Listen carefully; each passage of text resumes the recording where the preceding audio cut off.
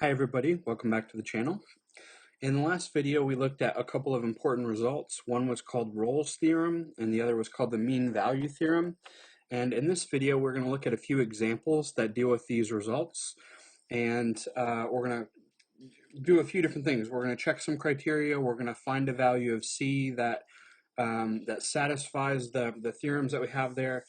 And we're actually going to look at a little bit of a proof problem. So a few different types of problems that I think are all fairly interesting, but that all use either Rolle's theorem or the mean value theorem. Okay, so first of all, let's go ahead and take a look. And this example, this problem is a little bit of a different problem than what we would normally see.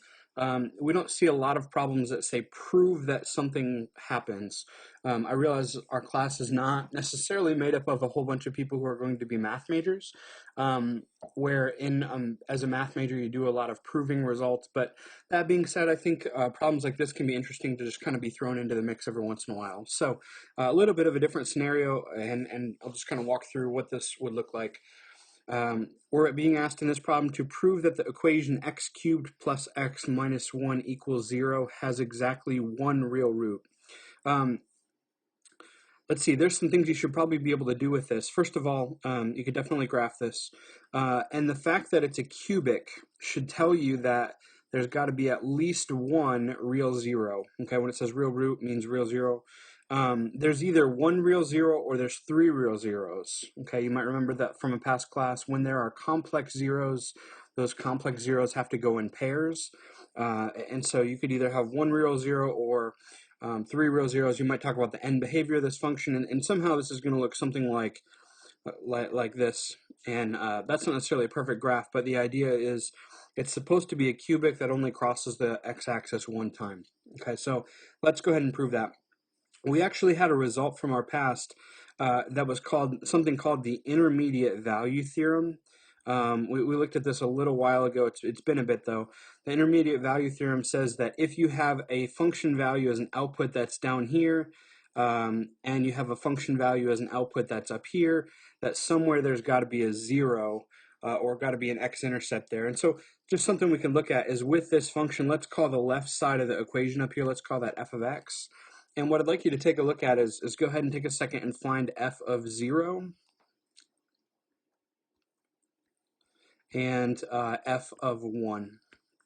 And so go ahead and find f of 0 and f of 1. And when you do that, you should find that f of 0 is -1 and f of 1 is 1. So definitely one of these outputs is below the x-axis, the other is up above the x-axis. And so there has to be a 0 somewhere between x equals 0 and x equals 1. Okay, now we're going to use a proof technique for the rest of this that math majors would call something like proof by contradiction.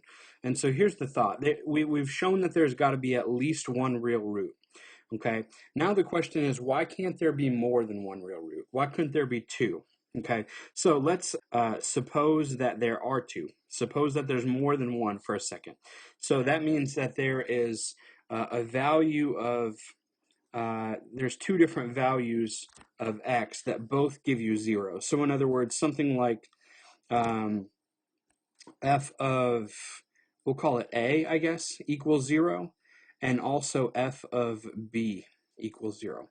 So suppose that this is the case, that there's more than one.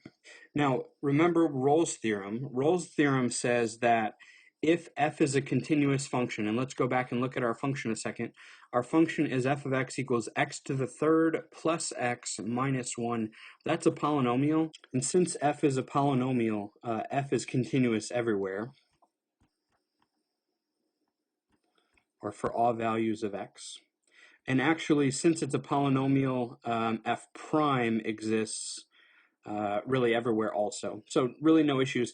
But we also know now, or we're supposing at least, that there are two different values, a and b, that both give us the same output. So that actually means that all three of the criteria would have been the case, or would have been met for Rolle's theorem. So really what that means is that there's got to be some point C somewhere. So there is a C really in between A and B. Remember, A and B were just kind of some arbitrary points saying those are the two x-intercepts. So C has to be on the open interval from A to B, and this is supposed to be the case such that f prime of C is equal to 0. We have all three criteria of Rolle's theorem. That means the conclusion of Rolle's theorem is supposed to happen if there's more than one 0, if A and B both give us x-intercepts, okay?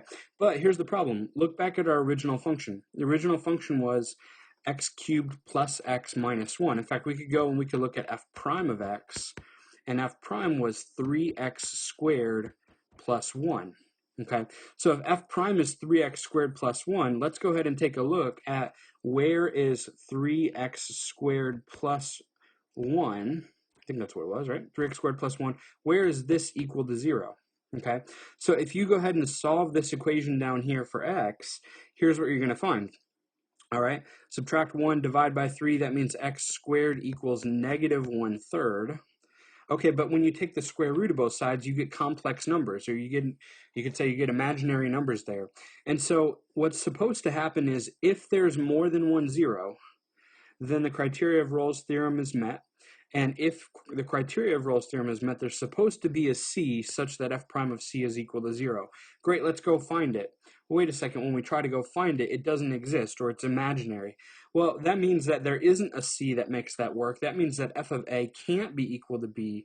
That means there can't be more than one x-intercept or one root. That means that in the function that we have at the beginning, there is at least one real root, but there can't be two. That means there's got to be exactly one real root. Okay, a little bit of a different type of problem than what we're used to seeing, but I thought it was interesting to just kind of throw in a proof problem there that uses Rolle's theorem in a little bit of a different way than what we've seen before. Okay, let's take a look at another example here, and this is going to be a little bit more straightforward as far as using the criteria of Rolle's theorem. Okay, and you'll notice at the top it says like something like 5, 6, 7, 8. There's actually 4 different problems in the book that kind of all have the same directions. We're only going to look at one of those. So it says verify the criteria of Rolle's theorem, and then find all numbers C that satisfy the conclusion of Rolle's theorem. So we got to think about checking 3 things, and I'll tell you, the first 2 criteria don't necessarily take a lot of work. The first 2 criteria, you can just kind of look at the function and say, yep, cool, that works, that's good. So the first criteria, remember, was, is f continuous on the closed interval? So question with the f function that we have, is f continuous on -1 up to 3? Well, f is a polynomial. It's continuous everywhere. Cool, sounds good. So check, we got that criteria. That's good. F is supposed to be differentiable on the open interval from -1 to 3. And we should ask, does that work? Do we have that criteria as well? Oh yeah, f is a polynomial. Polynomials are differentiable everywhere. Cool, check, we got that criteria as well.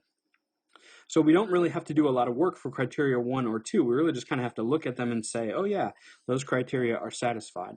Okay, let's see, is criteria number 3 satisfied?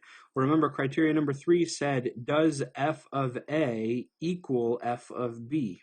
Okay, well, this one we got to do a little bit of work. We got to actually go plug this in, plug in our endpoints there and figure out what do we get as an output. So if we go find f of A, in this case, A is actually -1, and B is 3. So you can go ahead and plug in -1 and 3 and see what we get as an output. Let's see, when you find f of -1, that should look something like 2 times -1 squared minus 4 times -1 plus 5. Let's see, that would be, what, 2 plus 4 is 6, plus 5 is 11. And then what happens when we find f of 3? Well, that's going to look like 2 times 3 squared minus 4 times 3 plus 5. Okay, let's see. 2 times 3 squared is 2 times 9. That's 18. And then 18 minus 12 is 6 plus 5. You also get 11 there. Okay, so we do have that f of A is equal to f of B. All three criteria of Rolle's theorem are met. Now it says find all numbers C that satisfy the conclusion of Rolle's theorem. Remember what the conclusion of Rolle's theorem said? It was actually a lot like what we saw in our last video. We're kind of saying, where is f prime equal to 0? Okay, and so let's go ahead and take a look. F of x looks like 2x squared minus 4x. That means f prime, let's see, looks like 4x minus 4. Okay, and so let's set that equal to 0. And I think we should just get one value in here. We got to verify that it's on our interval that we want. But if you add 4 to both sides and then divide by 4, I think you get something like x equals 1. Or instead of calling it x equals 1, we should probably call it c equals 1, because x is our variable, c is the value that we know we should be finding. And so it's good to be able to find that way, but you should also ask the question, is that on the interval? Is c equals 1 on the interval from -1, actually technically open interval, so from open interval from -1 to 3, yes it is. So that's good. That's the value we're trying to find. Okay, so we had to check all 3 conditions of Rolle's theorem, and then, or all 3 criteria, and then we could go and find c by figuring out where f prime of x is equal to 0.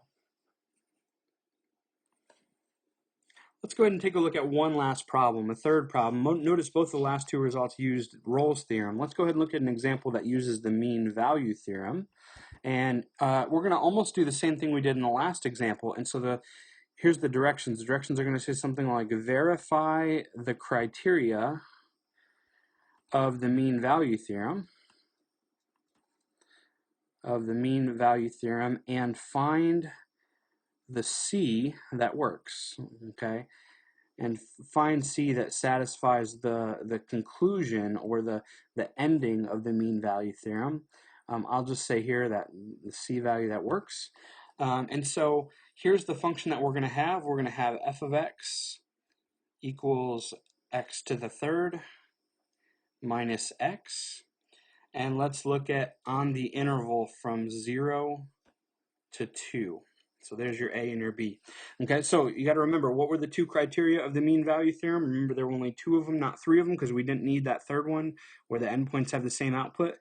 Here, the only 2 criteria you have to check are, is f continuous on the interval from 0 to 2?